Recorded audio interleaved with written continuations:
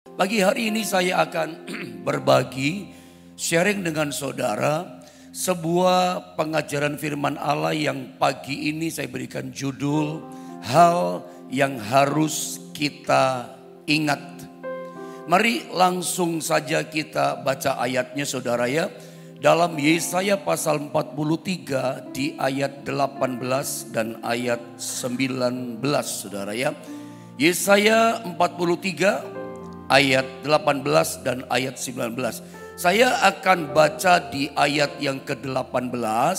Lalu Anda bersama dengan saya sama-sama kita baca di 19-nya ya.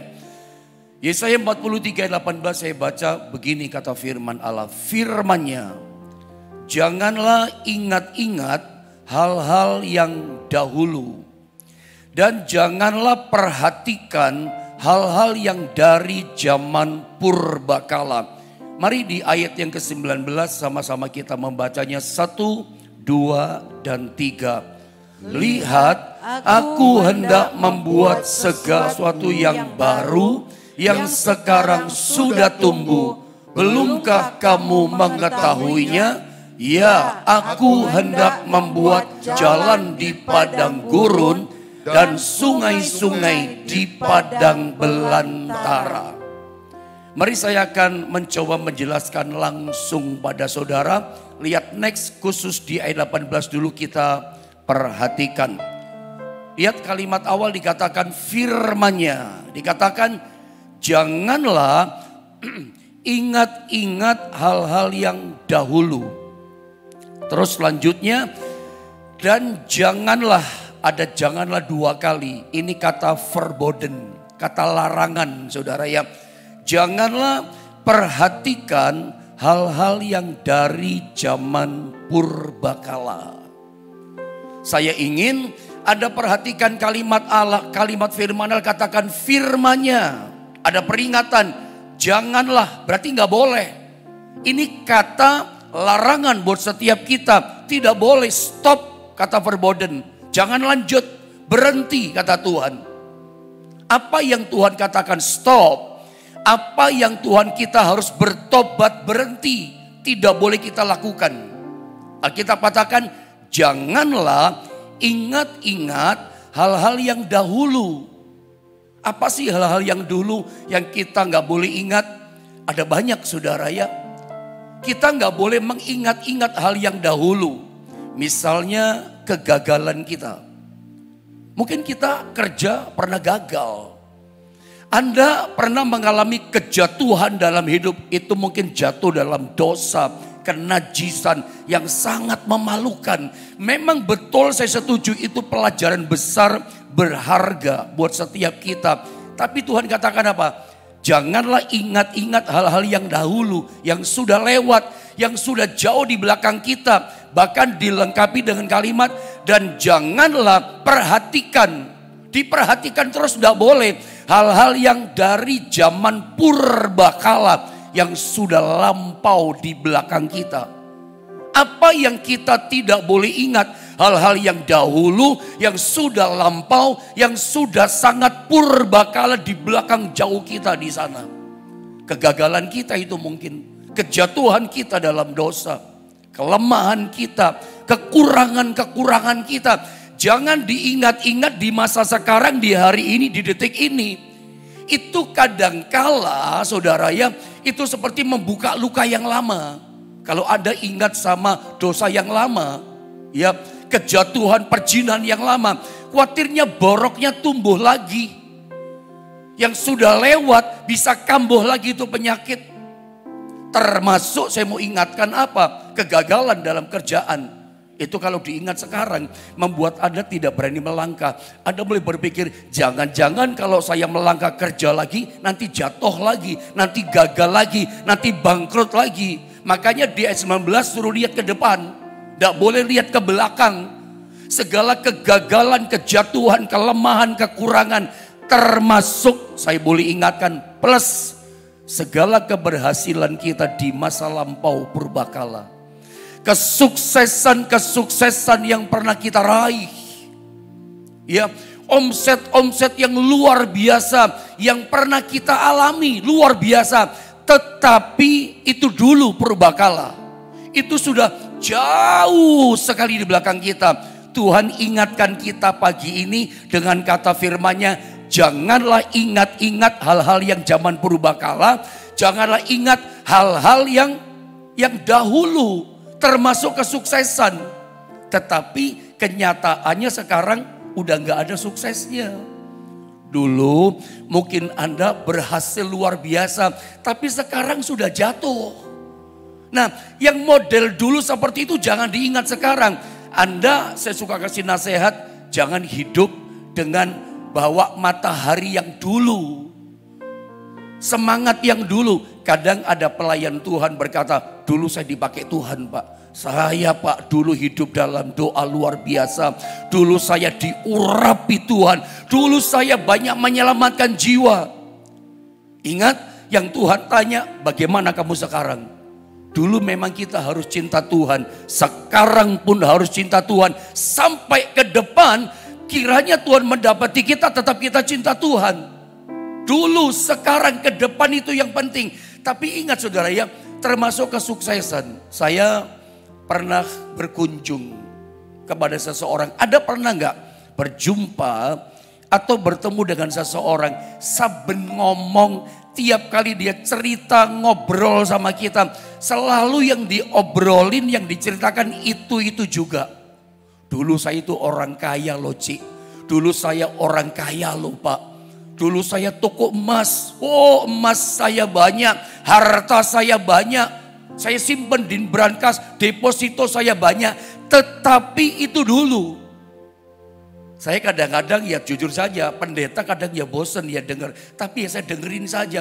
Tiap cerita, kan tidak mungkin sekali cerita saya lupa. Saben datang yang diceritakan kesuksesan di masa lalu. Dulu saya kaya, dulu saya banyak emasnya, dulu saya sukses, uang saya banyak Pak, suka bantu orang Pak, dan seterusnya.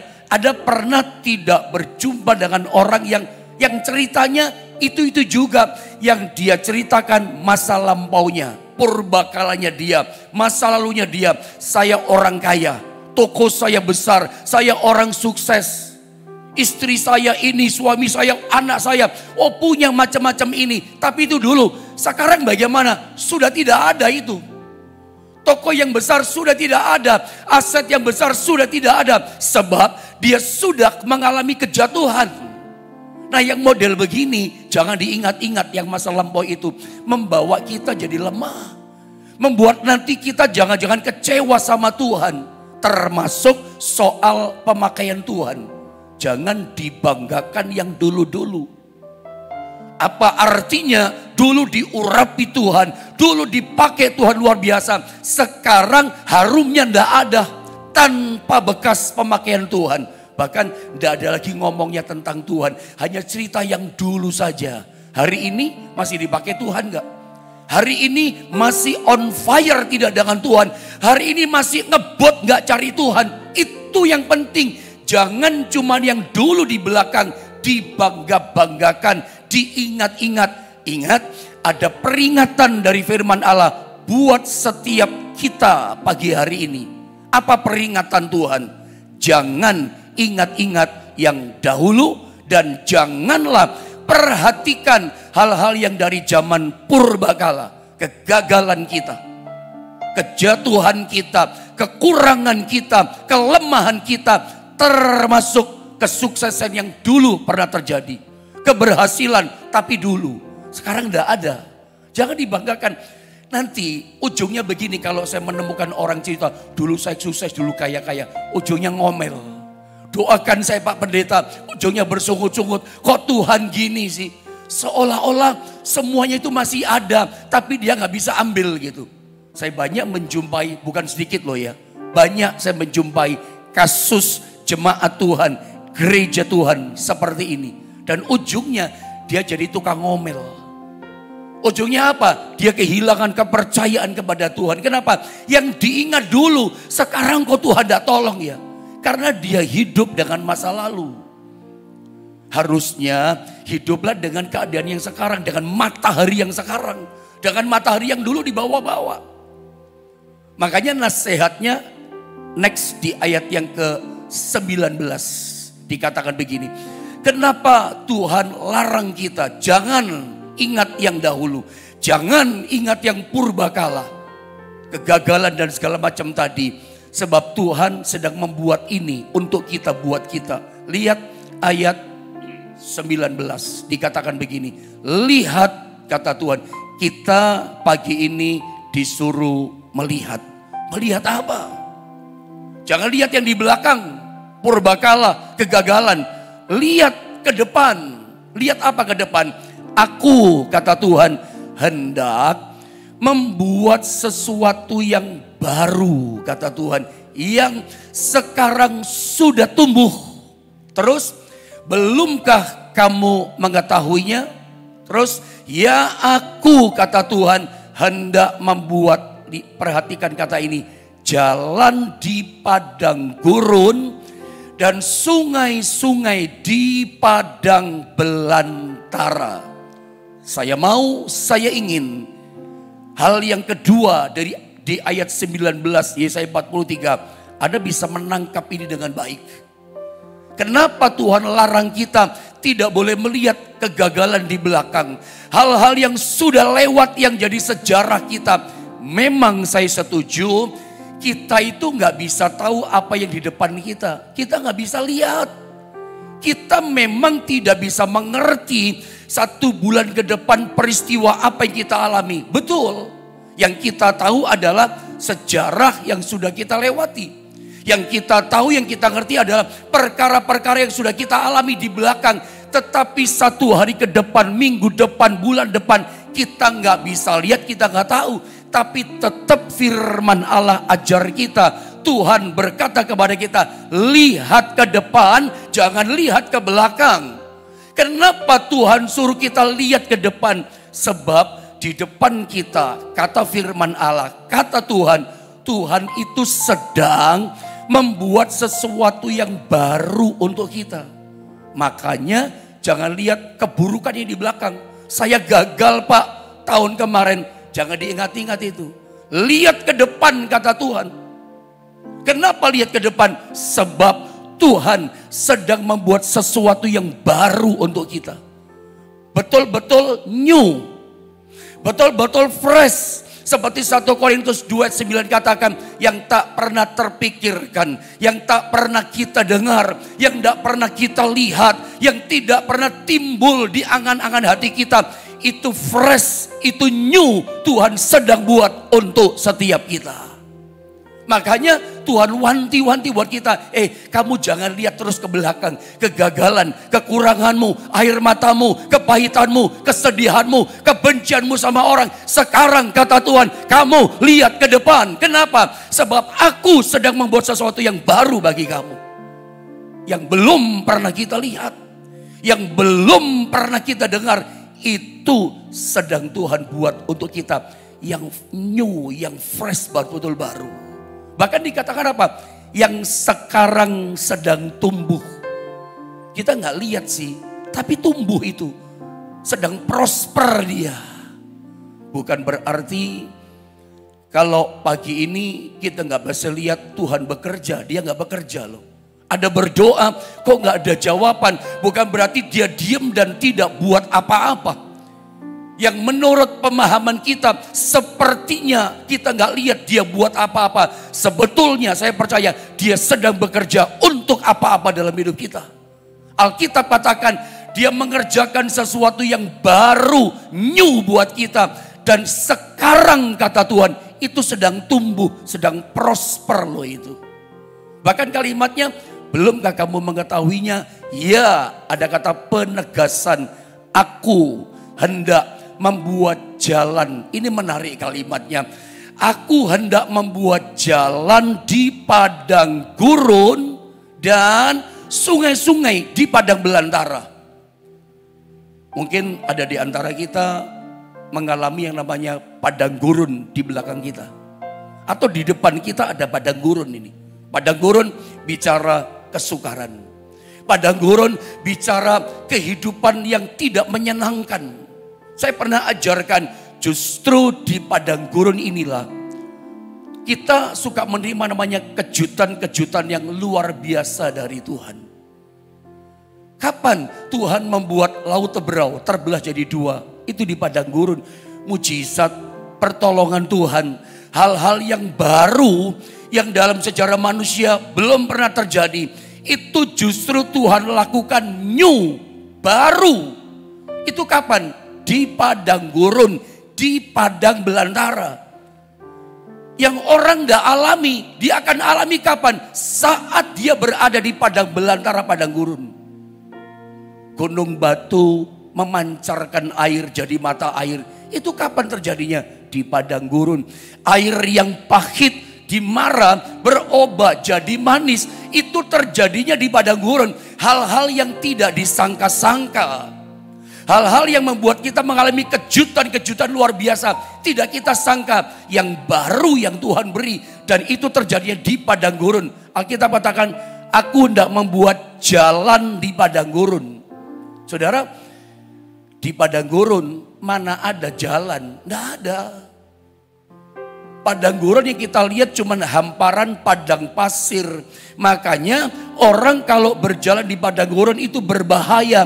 Dia bisa tersesat, tidak menemukan jalan keluar. Dia bisa tersesat, tidak bisa kembali ke tempat asalnya. Dan dia akan mati, menderita di padang gurun. Tersesat di situ. Sebab padang gurun tidak kelihatan. Bekas jalan, jalan apa, jalan yang mana nggak kelihatan. Semua pasir begitu rata. Jalan yang mana? Orang tidak tahu. Beda sama di tempat kita. Ada yang namanya Jalan Buya Hamka, Jalan Gunung Batur, Gunung Agung, Jalan Jangkrik, dan seterusnya. Ada jalannya, padang gurun tidak ada jalannya. Tapi Tuhan berkata, meskipun tidak ada jalannya padang gurun, aku akan membuat jalan buat kamu. Makanya jangan lihat ke belakang. Nanti kita jadi lemah. Nanti kita jadi kepahitan, nanti kita jadi kecewa, nanti jadi kita kehilangan kepercayaan kita kepada kuasa Tuhan. Lihat ke depan, meskipun padang gurun Tuhan, lihat ke depan. Aku buat jalan di padang gurun. Baik-baik Bu Saudara, ketika bicara jalan dalam konteks di padang gurun, jalan ada dua macam. Highway dan roadway. Jalan lebar dan jalan kecil, jalan sempit. Bicara jalan itu ya lebar, kedua sempit, roadway dan highway, cuma dua. Di padang gurun kesulitan kita, di padang gurun penderitaan kita, di padang gurun peristiwa-peristiwa yang buat kita nggak suka, nggak senang, pahit hidup ini. Alkitab katakan, lihat ke depan. Sebab Tuhan akan membuat jalan yang besar, jalan yang kecil di padang gurun. Urusan-urusan besar Tuhan tolong. Urusan-urusan yang gede Tuhan tolong. Termasuk urusan-urusan yang kecil, tetek bengek yang kecil. Suka bikin kita pusing, suka bikin kita puyeng. Iya kan? Setuju dengan saya saudara? Urusan yang kelihatannya kecil-kecil tapi banyak, itu ruwet loh. Kecil-kecil tapi tidak karuan, itu bikin kita pusing, itu bikin kita stres, itu bikin kita rasanya sesek hidup ini. Urusan besar, urusan kecil, Tuhan mau tolong kita. Dia mau buat jalan keluar, dia mau buat jalan baru di padang gurun. Jalan yang besar, jalan yang kecil untuk kita. Selalu Tuhan bisa kasih jalan buat kita. Urusan besar, Tuhan bisa kasih jalan keluar. Urusan kecil, tetap dia bisa tolong. Berikan jalan keluar buat kita. Lihat ke depan, lihat Tuhan.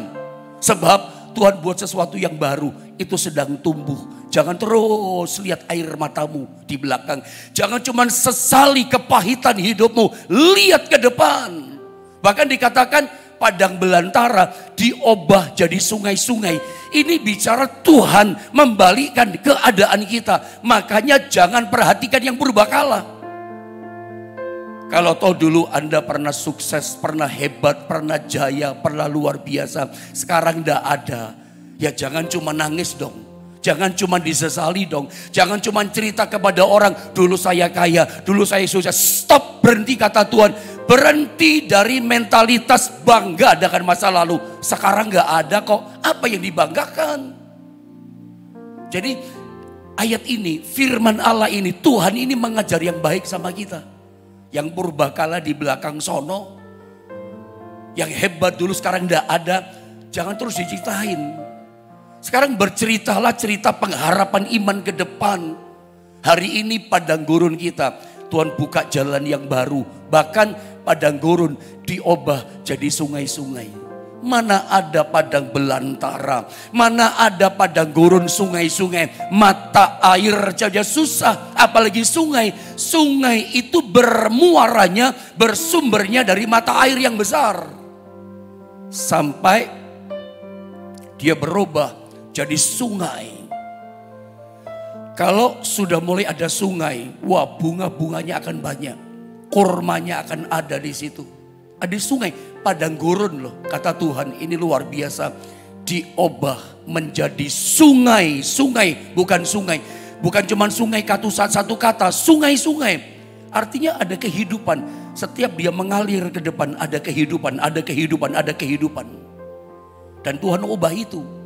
Jadi dalam pelajaran kita Yesaya 43 ayat 18 dan ayat 19. Tuhan ingatkan kita dengan kata jangan diingat yang di belakang. Lalu pelajarannya apa yang Tuhan katakan yang harus kita ingat, yang tidak boleh diingat, yang jangan diingat, yang di belakang-belakang itu. Dosa-dosa kita zaman dulu jangan diingat-ingat. Banyak orang jatuh kembali dalam dosa karena dosa yang lama diingat-ingat, dipikirin, jatuh lagi dia. Kayak menganga kembali, lukanya jadi segar. Hidup lamanya muncul kembali. Makanya jangan, kata Tuhan. Lalu pertanyaannya, apa yang kita mesti ingat? Saya tunjukkan, lihat gambar ini. Ada beberapa hal yang harus kita ingat menurut firman Tuhan. Menurut Tuhan, apa yang harus kita ingat? Saya akan bagikan beberapa hal, 3, 4, 5 hal kalau cukup waktu. Yang pertama, lihat Pengkhotbah 12 ayat 1. Apa yang harus kita ingat sebagai gereja Tuhan, sebagai orang percaya? Nomor 1, saya ajarkan yang harus kita ingat adalah Tuhan pencipta kita. Pengkhotbah 12 ayat 1. Mari kalau boleh sama-sama kita bacakan ayat ini. Saya berharap Anda bisa baca ya, kelihatan ayat yang saya sodorkan sama saudara. Pengkhotbah 12 di ayat yang ke-1, 2 dan 3. Ingatlah akan penciptamu pada masa mudamu, sebelum tiba hari-hari yang malang dan mendekat tahun-tahun yang kau katakan tak ada kesenangan bagiku di dalamnya. Yang pertama, Tuhan kasih tahu sama kita, ingat sama Tuhan. Ingat sama pencipta kita. Ayat ini berkata, ingatlah akan penciptamu pada masa mudamu. Ingat pencipta kita. Siapa pencipta kita? Tuhan. Setiap kali kita buka mata bangun tidur, ingat pencipta kita, ingat Tuhan.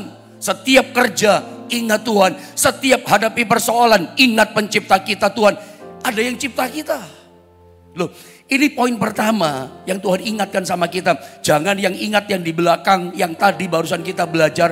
Nomor 1 yang harusnya kita ingat, kata firman Allah, ingat sama pencipta kita, ingat sama Tuhan kita yang menciptakan hidup kita. Setiap hari, ya setiap hari. Persoalannya begini, kita ini seringkali yang kita ingat itu yang diciptakan, creation. Yang kita ingat-ingat, yang kita sayang-sayang, yang kita perhatikan itu yang diciptakan Tuhan. Tetapi kita lupa sama yang penciptanya, yang menciptakan, yaitu Tuhan. Ada banyak orang kan terdistrap begitu kan hidupnya, sampai lupa Tuhan, lupa ibadah, lupa pelayanan, lupa semuanya. Karena yang dilihatin terus, yang dicintain terus, yang diperhatikan terus, ciptaannya Tuhan. Macam-macam loh ngomong itu.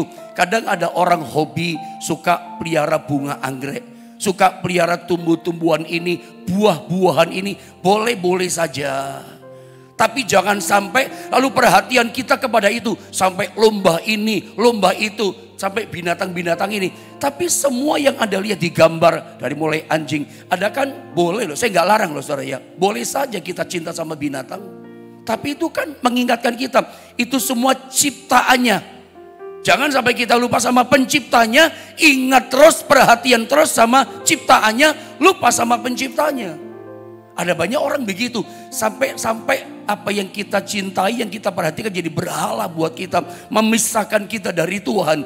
Makanya ayat ini yang harus kita perhatikan, yang harus kita ingat adalah Tuhan penciptanya. Ketika kita bicara pencipta, coba lihat ini. Paulus pernah ingatkan hal ini. Ini kelihatannya remeh, tapi Paulus pernah ingatkan kepada jemaat di Roma. Saya baca ya, Roma 1 ayat 25. Sebab dikatakan mereka ini orang-orang Kristen, jemaat yang ada di Roma. Sebab mereka, jemaat di Roma, menggantikan kebenaran Allah dengan dusta. Dan memuja dan menyembah makhluk. Memuja, menyembah makhluk ciptaan. Kata makhluk ini artinya adalah creation.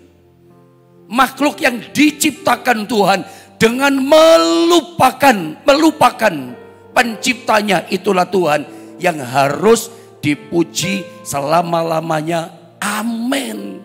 Ini terjadi ternyata kepada sidang jemaat gereja orang percaya yang ada di Roma. Bergeser dari kebenaran. Harusnya yang dipuji selamanya adalah Tuhan Sang Pencipta. Tapi mereka menggeser sampai dikatakan memuja menyembah makhluk. Bukan disembah-sembah sih. Tapi kayaknya semuanya perhatian kepada ciptaannya itu. Bangga dengan sesuatu. Ini juara Pak, boleh sih. Tapi jangan sampai itu melebihi, menggeser Tuhan loh. Saya pernah di satu kota diajak berkunjung sama seseorang, masuk ke rumahnya. Dia tunjukin saya rumahnya. Besar rumahnya sampai di ruangan tengah, ruangan tamu tengah. Woi, saya lihat ada banyak foto-fotonya Bung Karno. Tulisan-tulisan tangan kayak di lukisannya Bung Karno gitu.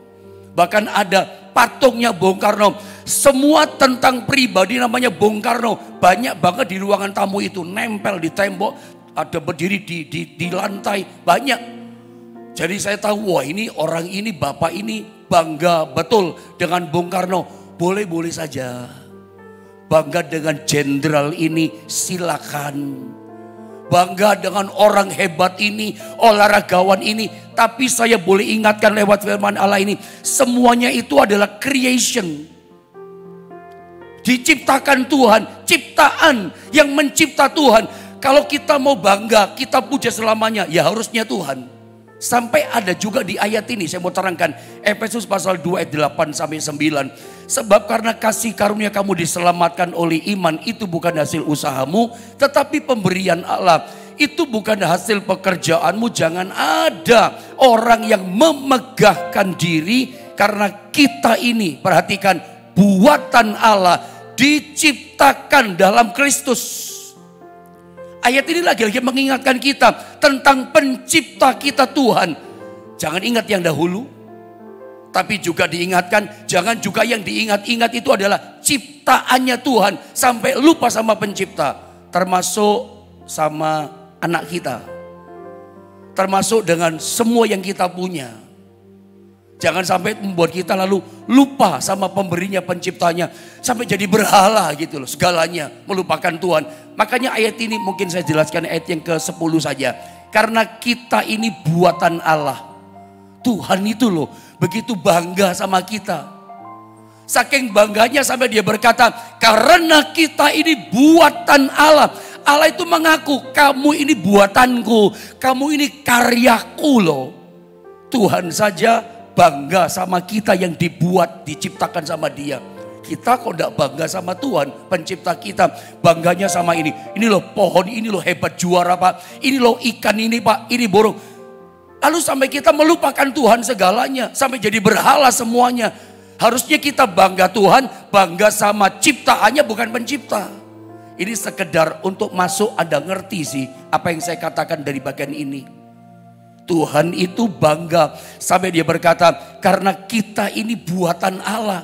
Makanya jangan pernah kita merendahkan diri kita, menghina diri kita. Padahal Tuhan bangga tuh sama kita, kamu karyaku, aku yang buat kamu. Kita merendahkan diri kita. Kita itu di mata Tuhan berharga loh. Dia yang ciptakan kita. Sampai dikatakan diciptakan dalam Kristus. Ada banyak orang kehilangan gambar rupa Allah, jatuh dalam dosa. Tapi ketika dia bertobat kembali dalam Kristus, Kristus mencipta kita ulang kembali. Alkitab katakan 2 Korintus 5:17. Jadi barang siapa di dalam Kristus, dia adalah ciptaan yang baru, yang lama sudah berlalu dan yang baru sudah datang. Saudara lihat, ketika kita dibuat dicipta ulang dalam Kristus lewat darahnya itu yang mengampuni dosa kita dan ciptaan baru. Saat kita menjadi ciptaan baru, bangga jadi ciptaan barunya Tuhan. Hidup yang lama itu berlalu. Yang baru sudah datang. Apa itu yang baru? Karakter yang baru. Sifat yang baru. Termasuk hal-hal yang dulu hidup lama kita gak bisa terima. Sekarang yang baru datang kita bisa terima. Apa itu pendeta? Mujizat Tuhan. Pertolongan Tuhan. Berkatnya Tuhan. Hal-hal yang gak bisa dulu sekarang bisa. Yang mustahil jadi rasanya gak mustahil buat kita. Yang rasanya kita merasa, aduh gak mungkin saya bisa mencapai, gak mungkin saya sembuh, gak mungkin deh ini masalah berat saya bisa ditolong. Hal yang baru ada bisa mengalami pertolongan. Hal-hal yang kita gak sangka-sangka, yang orang dunia gak bisa alami, kita bisa alami. Ada kehidupan yang baru, cara hidup yang baru, sesuatu yang baru dari Tuhan. Itu dicurahkan, kita bisa alami dalam hidup kita. Makanya nomor satu, intinya begini. Yang harus kita ingat itu adalah Tuhan. Buka mata ingat Tuhan. Hadapi masalah ingat Tuhan. Kita buatan Tuhan gitu loh. Bahkan dicipta ulang dalam Kristus. Yang kedua, ini dia. Saya sebetulnya mau bagikan 5. Tapi waktu tidak cukup, saya ajarkan 2. Perhatikan, ingatlah akan istri Lot. Ayat ini bukan mengajar kita untuk ingat-ingat istri orang. No. Kenapa firman Allah harus ingat istri Lot? Lot itu sebetulnya sudah keluar dari Sodom. Udah selamat. Sodom kan dibakar, ditukang balikkan sama Tuhan. Malaikat katakan sama Lot, sama istrinya, sama 2 anaknya. Lari cepat tinggalkan Sodom. Cepat semuanya. Jangan noleh ke belakang. Lot, istrinya, 2 anaknya sudah lari cepat. Sudah tinggalkan Sodom. Lot selamat, 2 anaknya selamat. Tiba-tiba istrinya Lot menoleh ke belakang, melihat ke belakang. Padahal Tuhan katakan jangan lihat ke belakang yang purbakala yang dahulu. Kenapa istri Lot melihat ke belakang? Ingat sama rumahnya yang besar. Ingat sama harta bendanya. Ingat segala yang dia sudah bangun susah payah di Sodom Gomora. Dibakar hangus oleh Tuhan. Dia ingat sama di belakang. Langsung jadi tiang garam. Rupanya tidak mudah ya buat seseorang seperti istri Lot. Sudah keluar dari Sodom, tapi kehidupan Sodom, keadaan Sodom masih ada di hatinya, masih ada di pikirannya. Makanya Tuhan katakan, hey, ingat sama istri Lot. Kalau kita sudah diselamatkan, kalau kita sudah ditebus oleh darah Yesus, sudah terima Yesus, terima keselamatan, jangan ingat lagi sama perkara duniawi. Jangan kembali lagi kepada kehidupan yang lama. Nasibnya istri Lot. Lot selamat, 2 anak selamat. Istrinya Lot jadi tiang garam. Tuhan tidak pernah berkata, jadilah kamu tiang garam. No, Tuhan berkata apa? Jadilah kamu garam dunia. Asin, mengasinkan orang lain. Bukan jadi tiang garam, tiang terasi. Terasi itu memang asin gurih, tapi bau. Orang Kristen yang model istri Lot, makanya Tuhan katakan ingat istri Lot. Karena sudah percaya, sudah maju, sudah hidup dalam Tuhan. Kembali kepada hidup lama. Kembali kepada cara dunia. Kembali kepada dosa lama. Kembali kepada kelakuan-kelakuan lama. Akibatnya apa? Jadi tiang garam dia. Tiang garam itu kayak model terasi gitu kira-kira. Asin, gurih, tapi bau. Itulah orang Kristen yang model istri Lot. Ke gereja, melayani, tapi perkara dunia masih ada di hatinya. Cara-cara kelakuan lama masih ada di pikirannya. Dia nggak bisa menyebarkan wanginya Tuhan. Dia tidak bisa menyebarkan bau harumnya Tuhan. Justru baunya bau yang baunya nggak enak. Baunya nggak harum, bau busuk saudara ya, baunya. Terasi itu kan bau busuk. Karena kehidupan lamanya busuk. Ini seperti Demas dalam 2 Timotius pasal 4 ayat 10 kalau nggak salah. Paulus berkata, Demas sudah meninggalkan aku karena dia mencintai dunia. Demas, 2 Timotius pasal 4 ayat 10. Mungkin multimedia bisa bantu. Ada lihat dalam kisah ini, itu yang namanya Demas sudah dipakai Tuhan, sudah luar biasa bersama dengan Paulus. Lihat, karena Demas telah mencintai dunia, ini sudah pelayanan loh sama Paulus, rasul yang hebat. Udah dipakai Tuhan, sudah berbuah manis, sudah luar biasa menyebarkan harum. Tiba-tiba cinta sama dunia lagi, sama Sodom lagi, kayak istri Lot. Dan meninggalkan aku, kata Paulus. Ia telah berangkat ke Tesalonika, Krekes, telah pergi ke Galatia dan Titus dan Dalmatia. Berdasarkan ayat ini banyak penafsir katakan Demas jadi seorang imam dalam sebuah kuil kafir di Tesalonika. Kenapa? Ada fulus, ada bayaran yang lebih besar, ada uang. Kembali cinta dunia, ingatlah akan istri Lot. Ini seperti ini loh kata ayat, singkat saja lalu selesai. Ayat ini 2 Petrus 2 ayat 20-22. Sebab jika mereka oleh pengenalan mereka akan Tuhan dan Juru Selamat kita Yesus Kristus telah melepaskan diri dari kecemaran-kecemaran dunia. Udah bagus, tetapi terlibat lagi di dalamnya, ikut dunia lagi, cara hidup dunia. Maka akhirnya keadaan mereka lebih buruk daripada yang semula. Ini catatan. Makanya Tuhan katakan, hei anakku, ingat sama istri Lot. Jangan kembali kepada perkara dunia. Jangan lihat ngelirik dunia. Kembali cara kelakuan dunia. Nanti kayak Demas, kayak istri Lot. Bahkan Alkitab catat, orang yang sudah percaya Tuhan ngalami perkara yang indah.